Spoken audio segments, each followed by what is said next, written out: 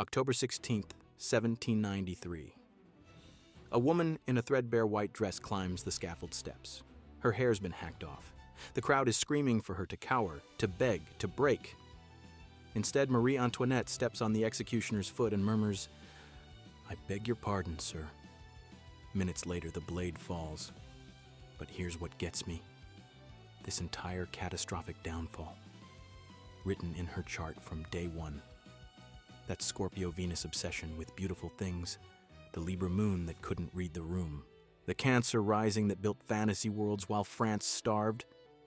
And wait till you hear about the pattern that showed up 3 times before anyone tried to stop her. The most insane part? Her chart predicted the exact way she'd lose everything, including how her own pride would seal her fate. Quick thing before we dive in, if you love understanding historical figures through their charts, subscribe.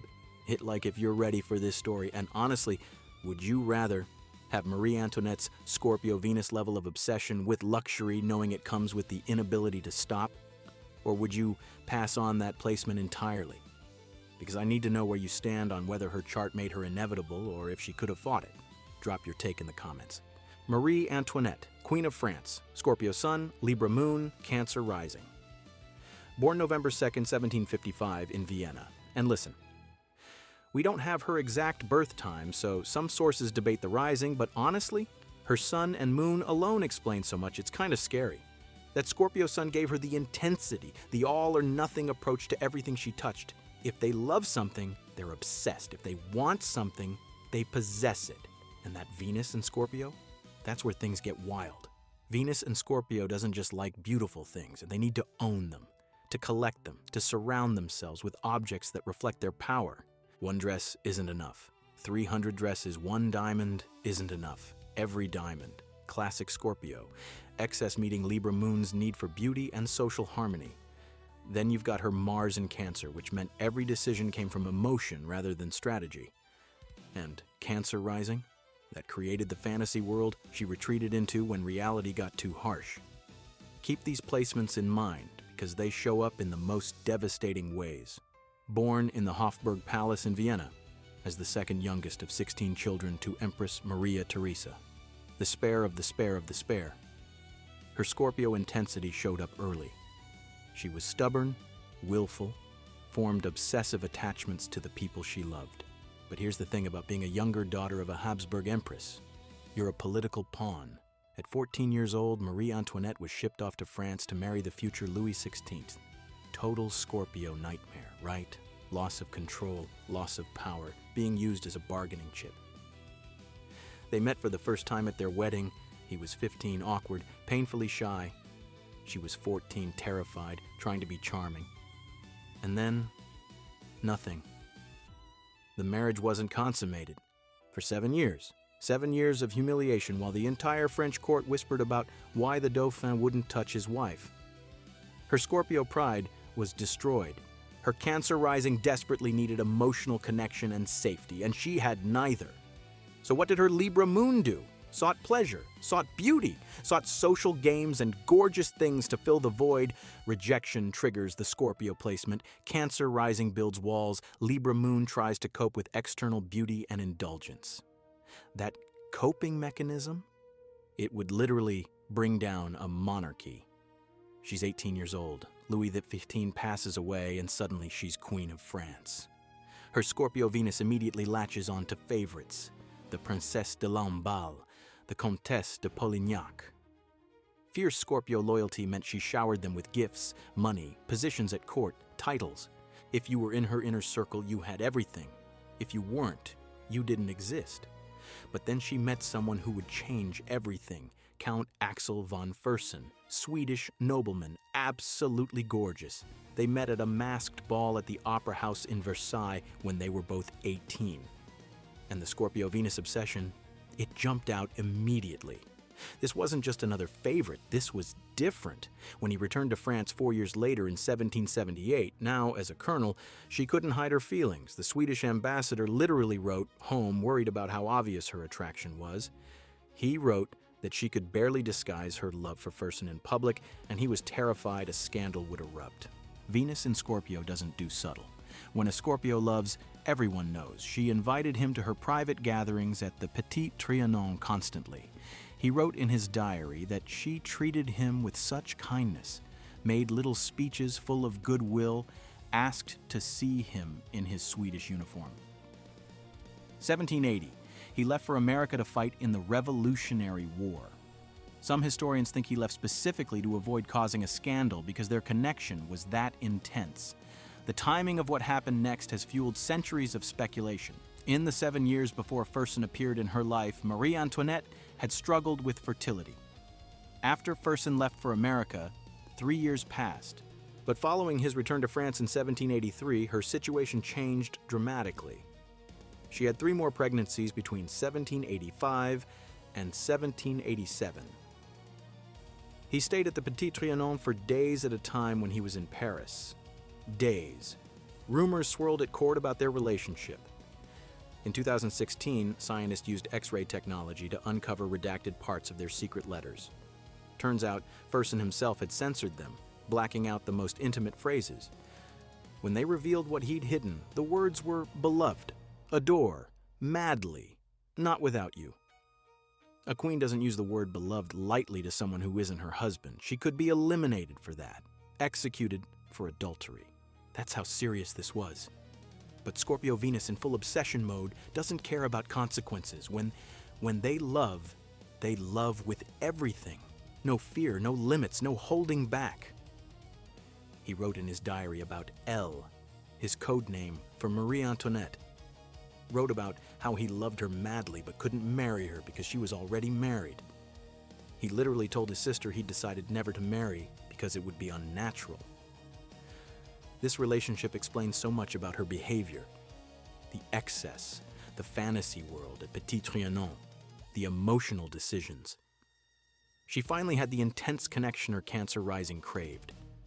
She finally felt chosen, desired, obsessed over the way her Venus needed. But it also sealed her reputation. The rumors about Fersen fed into everything the public already believed about her. The promiscuous foreign queen. The woman who cared more about pleasure than France. Every Scorpio knows this pain when your intensity, your passionate nature, gets weaponized against you. Then the spending spiraled. Remember that Venus in Scorpio? It came out in fashion. She commissioned over 300 dresses.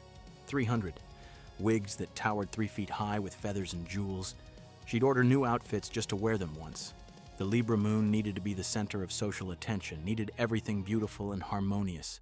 Her Cancer rising created the Petit Trianon, this mock peasant village on the grounds of Versailles where she played milkmaid with porcelain buckets. Emotional escapism. Building a fantasy world where she could pretend to be simple and carefree while real peasants starved outside the palace gates. Do you see how out of touch that made her? She genuinely thought dressing up as a shepherdess was charming. The gambling addiction emerged around this time too. She played cards all night for gold pieces while Louis slept. Lansquenet, Pharaoh, any game where she could lose herself in the intensity. She was losing thousands while France's debt spiraled. The diamond necklace affair? This one's absolutely wild and it destroyed her reputation even though she was completely innocent. Here's what happened. Court jewelers had created this insane necklace, 647 diamonds, 2,800 carats, worth about $17 million in today's money. They'd made it for Louis XV to give to his mistress, but he passed away before buying it. So they tried to sell it to Marie Antoinette. She actually said no. She refused it multiple times. But this con artist, Jean de la Motte, convinced Cardinal de Rohan that the Queen secretly wanted the necklace and needed him to buy it as an intermediary. The Cardinal fell for it, bought the necklace, handed it to Jean, and she promptly disappeared with it to London, where she broke it up and sold the diamonds. When the jewelers came asking for payment, the whole scheme unraveled. Marie Antoinette had never ordered it, never received it, had nothing to do with it. But did anyone believe her? No. Because her reputation for excess made it completely plausible that she'd orchestrated a secret diamond heist. The scandal confirmed everything the public already believed about her. Madame Deficit, the Austrian spendthrift who was bleeding France dry. Her Mars in Cancer made her defensive but totally ineffective. She couldn't strategize her way out of it. She just reacted emotionally while the rumors spread. Okay, so let's talk about how these placements created a perfect storm. First, the material obsession manifested on a scale that's hard to even comprehend. If one thing was beautiful, why not 300 of that thing? Every purchase validated her, made her feel powerful, made her feel in control when she had no real political power. But second, her approach to relationships created enemies everywhere. She couldn't do court politics with any nuance. You were either her devoted favorite getting showered with everything, or you were ignored and excluded. No middle ground. She made powerful enemies who waited years for their chance to destroy her. Third, while peasants couldn't afford bread, she was building a fantasy village and playing dress-up. The emotional escapism that helped her cope with trauma looked like mockery to a starving population. Her Libra moon's charm worked beautifully at court, but completely failed with the public. She couldn't adapt, couldn't change her image, and fourth, she wouldn't change course even when revolution started brewing. She dug in, defended her lifestyle, refused to bend. Her Mars in Cancer made her reactive instead of strategic. The French Revolution begins. Suddenly her intensity shifts targets. Now it's fierce protection of her children. She's got 4 kids by this point: Marie-Thérèse, Louis-Joseph, Louis-Charles, and Sophie. The loss of Louis-Joseph in June 1789 from tuberculosis devastated her. Scorpios feel everything at 10 times the intensity of other signs, and grief hits them like a tidal wave. But she couldn't even process it properly because the Estates General was convening and everything was falling apart. July 14th, the Bastille is stormed. October, the Women's March on Versailles. 10,000 people descended on the palace demanding the royal family come to Paris. The family was forced to move to the Tuileries Palace, essentially under house arrest. That Scorpio sun came out as political intensity. She started writing letters to other European monarchs begging for help. She was plotting, strategizing, trying to manipulate the situation, but her Mars in Cancer meant she was making emotional decisions, not smart ones. She couldn't think like a chess player. She was thinking like a terrified mother trying to protect her children. June 1791, the flight to Varennes. Fersen organized it. He planned the entire escape attempt because that's what devoted love looks like. He was risking his life to save hers. They tried to flee France dressed as commoners, heading for the Austrian border, but they got caught, recognized at a small town called Varennes, and dragged back to Paris. This failure was everything. It proved to the French people that she was a traitor, that she'd been plotting with Austria against France the whole time. The reputation for secrecy and manipulation became the story everyone believed. She wasn't trying to escape persecution, Juju. She was betraying France. That's how they spun it. Her inability to be transparent, to show vulnerability, to explain herself in ways people could relate to. It destroyed any remaining goodwill. After Varennes, everything evaporated. April 1792, France declared war on Austria. The Queen of France was now the enemy, literally. Her Austrian heritage, which she'd never been allowed to escape, became proof of her treachery. August 1792. The monarchy was overthrown. The family was imprisoned in the Tower of the Temple. Her friend, Princess de Lamballe, was pulled from prison by a mob on September 3rd. They ended her, cut off her head, and paraded it on a pike past Marie Antoinette's window. Can you imagine? That image stayed with her. January 1793. They took Louis XVI. He was tried for treason and eliminated by guillotine. Marie Antoinette was now alone except for her children. She went ice cold, shut down emotionally, built walls so high nobody could reach her. That's what happens when you're broken. You retreat into yourself, become unreachable, put up that shell. Even during this nightmare, she and Fersen were still exchanging secret letters. Those redacted letters scientists uncovered, written between late 1791 and early 1792 when she was a prisoner. He was working frantically to save her, pulling every diplomatic string he could. But it wasn't enough. August 1793. They separated her from her son, Louis Charles, forced him to testify against her with false accusations, broke her heart in ways I can't even describe using these words. October 14th, 1793. Her trial. She was accused of treason, of plotting against France, of horrible things I won't repeat here. She defended herself with intelligence and composure. Witnesses said she was brilliant, articulate, calm. She didn't beg, she didn't grovel. She answered their questions with icy precision. October 16th, 1793, the day it ended. They took her in a cart through the streets of Paris. The crowd screamed at her, called her names, threw things. She sat perfectly still. Even now, even at the end, her dignity was intact. When she climbed the scaffold steps, she accidentally stepped on the executioner's foot. Her last words were, "I beg your pardon, sir." Manners, grace, composure, even at the guillotine. The blade fell. She was 37 years old. Fersen was devastated. He wrote that he'd lost everything he had in this world, that the one he loved so much was no more. He never recovered. He worked tirelessly trying to restore the monarchy in France, driven by grief and guilt and devotion that doesn't die. He was eventually eliminated by a mob in Sweden in 1810, 17 years after her execution. Some say he died still loving her. And you know what? Her chart predicted all of it. That Scorpio sun that couldn't compromise, couldn't bend, couldn't adapt. The Libra moon that never learned to connect with regular people, only knew how to charm the court. The Cancer rising that built fantasy worlds instead of dealing with reality. The Venus in Scorpio that needed to possess beautiful things until it consumed her. That loved with such intensity it became ammunition for her enemies. The Mars in Cancer that made emotional decisions that destroyed her family.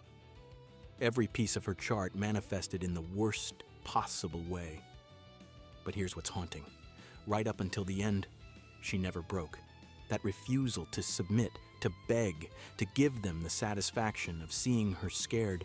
She chose death with dignity over compromise. That's the superpower and fatal flaw all at once. Marie Antoinette's legacy is complicated. History remembers her as the out-of-touch queen who said, "Let them eat cake," which she never said, by the way. That's a myth that was attributed to various princesses long before she even arrived in France. But her chart made her a magnet for that reputation. The excess, the intensity, the inability to appear relatable or humble. Her tragedy was being exactly who her chart made her. Obsessive, proud, unable to do anything halfway, loyal to her people even when it cost her everything.